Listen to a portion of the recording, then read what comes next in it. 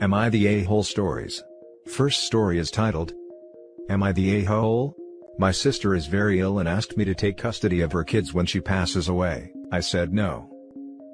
I feel like backstory is key here, so I'll try to be as in-depth as I can within the letter limit and sub-rules. I am 28 and she is 34. Me and my sister grew up in a bad family. Our dad was alright but also an alcoholic. Unfortunately he died when I was 8 and our mom was straight up abusive. Our quality of life more or less went from crappy but manageable to horrid. What was even worse for me was my sister leaving a year later to live with her boyfriend, leaving me alone with mom. The next years, I won't go in depth on, but I ended up being taken by child services at 13 and put into foster care until I was 18. I more or less decided to move on. I forgot about my past and family, decided not to seek them out or speak to them again. Got a job, put myself through college, and with a lot of hiccups, like a lot, I ended up graduating at 24 and have since been doing extremely well for myself. Just to be clear, during all this time my sister never once reached out to me either. That was until 3 months ago when I got a long message on social media. No apologies, no discussion of the past, just a long message about how she was sick and needed her brother right now. I wanted to ignore it, but my girlfriend convinced me to go see her.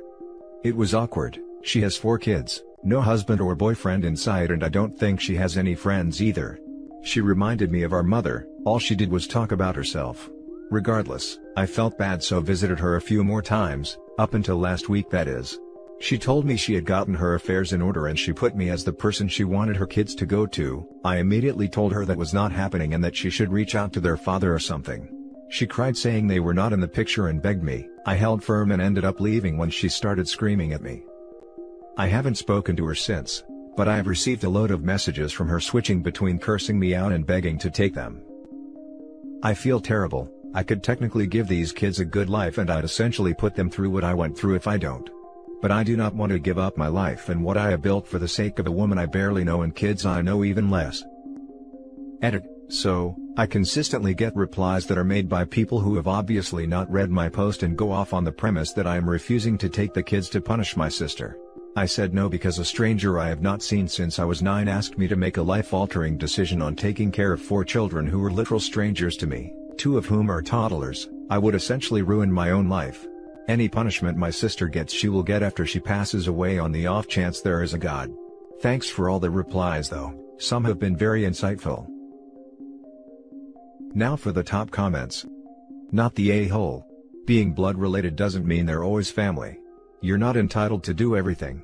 The fact that those kids will go through what you went isn't your fault and won't make you an a-hole. Still feels horrible. I just wonder why their dads are not involved, or at least their grandparents.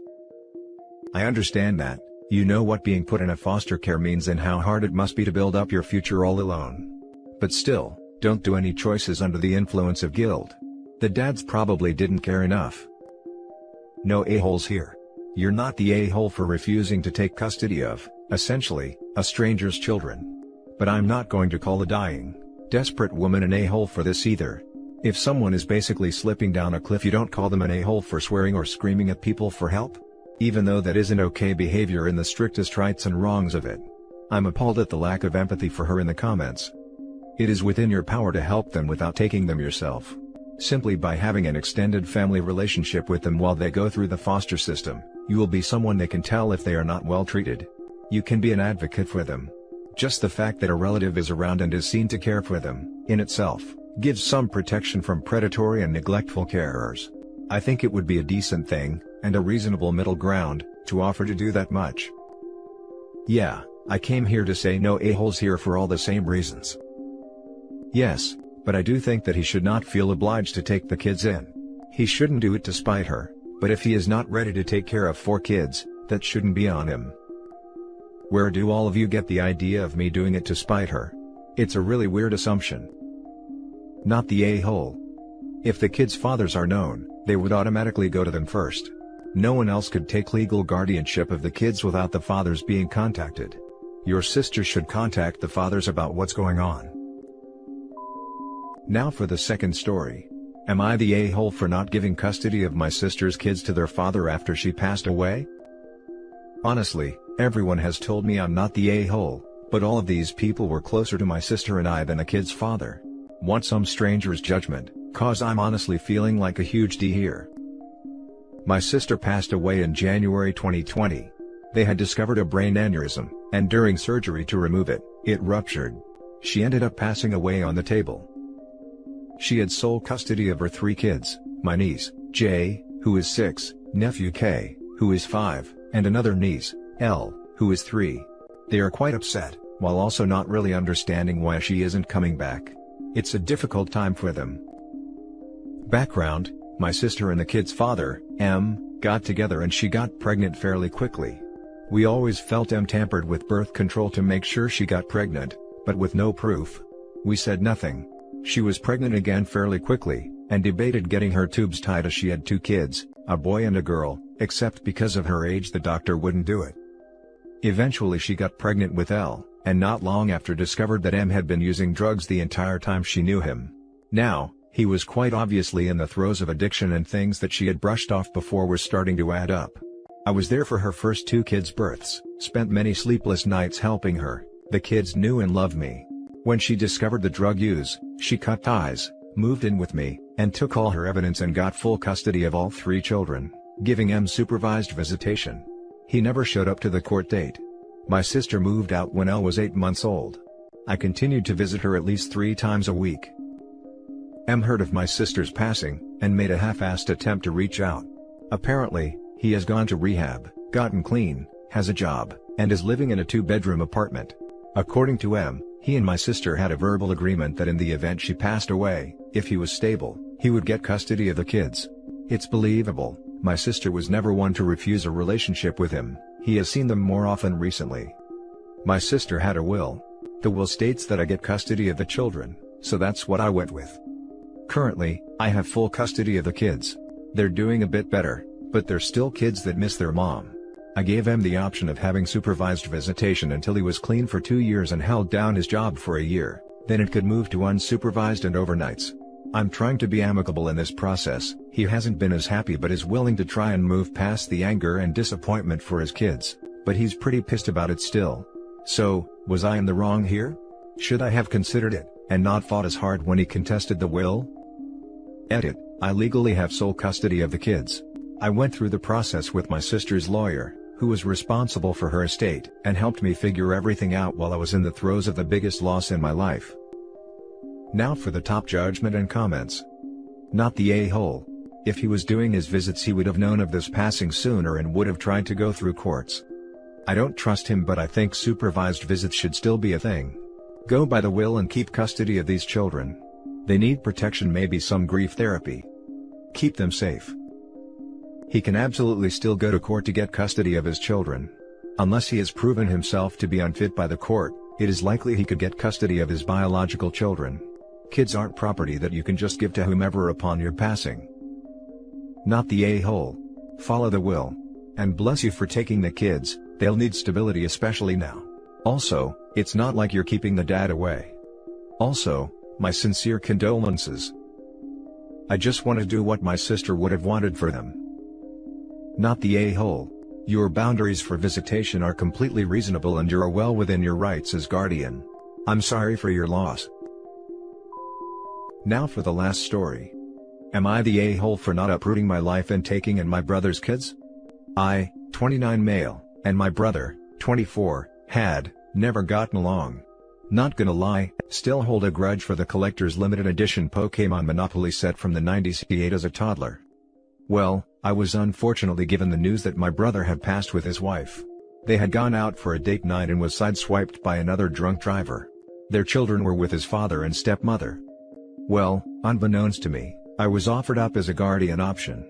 I'm the big showbiz guy who moved to Hollywood and works at blank studios. I'm a security guard and I worked there a few times as a temp job for a co-worker. His parents can't take them because they don't make enough to support 4 kids. And our mom most definitely can't afford to take care of herself, let alone children again. That leaves me and my sisters. Seeing as one is a first-time mother and the other is a hermit, all eyes are focused on me. Only problem now is that I live 2,300 miles away in LA where they are in southern Louisiana. So, in my mother's lifelong quest to get me home, she is not telling me I need to come take in my brother's kids so they aren't forced into the system. Here are my points that are not being heard by my mother and other family members who have now rallied together to guilt trip me. 1. I haven't spoke or seen my brother in over a decade. I was 17 at Christmas when we last spoke. 2. I do not know these kids. I've never met them, I don't know their names. Basically, I'm a stranger to them and vice versa, and therefore don't want some random kids in my house. I have enough time watching after my 2-year-old goddaughter who loves trying to play with my PS4 games. 3. They want me there and not for them to come here, as to not ruin their school lives and so they can see their grandparents. Mind you, his father and stepmother hate me. And lastly, apparently my sister-in-law was allergic to dogs, and so are her kids.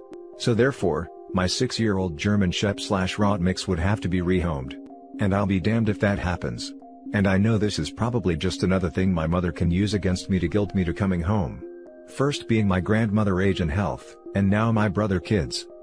But with all the calls, texts, and FB posts, I'm starting to actually feel bad, like I hate to see any kid go in the system if it can be helped. But like, what am I to do? Am I the a-hole? Now for the top comments. Not the a-hole.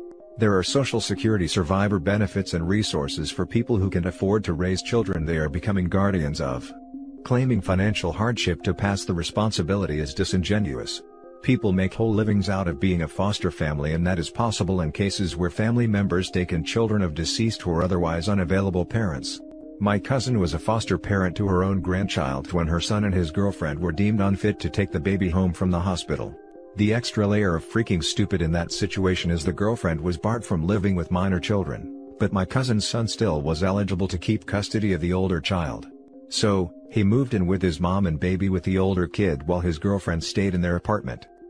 My point in saying all this is that your family needs to pursue resources available through their municipal/county/state agencies. Foster care wants to place children with relatives, so it might be hectic and procedural. They will guide them through the process. Don't take the bait to come home and solve all the problems. Oh my god. This is wonderful information. Here you go, up another option. Not the a-hole.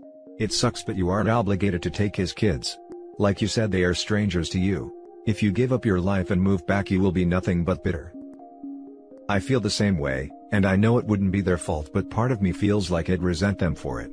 And that's just something they shouldn't have to deal with on top of some random stranger, now their parent after their parents' sudden passing. Plus, I may be wrong, but in my head I'm looking out for them. I know I'm competent enough to take care of a child short term, I get my goddaughter for weekends regularly, but being a parent? That I don't know if I'd be what they need. I really do feel for the kid, but if it's not right for you, then it's not meant to be. This isn't a perfect world. Not sure if this works, but is it possible to spot them a little money monthly to get them by? Yeah, most definitely. If they need anything and it's within my means, I'll help. I feel so bad for those kids. Losing a parent is hard enough, but to lose both at the same time is horrible. That being said, you're not the a-hole for not taking them in. It's also wildly unfair for your family to try to guilt you into doing so, especially since they're trying to not only guilt you but make extra demands of how specifically you are to do so. That's just ridiculous. Does she not have any family that could be a viable option for guardianship? There is absolutely a better option for the kids than you. They need to let it go and find it instead of harassing you about it. I asked. But all I got in info was elderly parents and an only child. It's hard to get visible info from my mother when she's yelling at me. And that's it for this video, guys. If you have thoughts to share, leave a comment below. Don't forget to hit like and subscribe if you like this content. I'll catch you in the next one.